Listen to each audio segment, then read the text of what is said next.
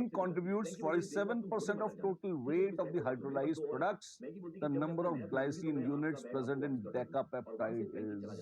अब बहुत ही सावधानी से इसको करने की जरूरत है. Peptide is not the same as the final hydrolysis product. जैसे आपके पास था NH2CHRCOOH और फिर आपके पास है NH2CHR-COOH. जब आप पेप्टाइड बनाते हैं तो मत भूलिएगा पानी निकालते हैं तो आपके पास NH2CHRCO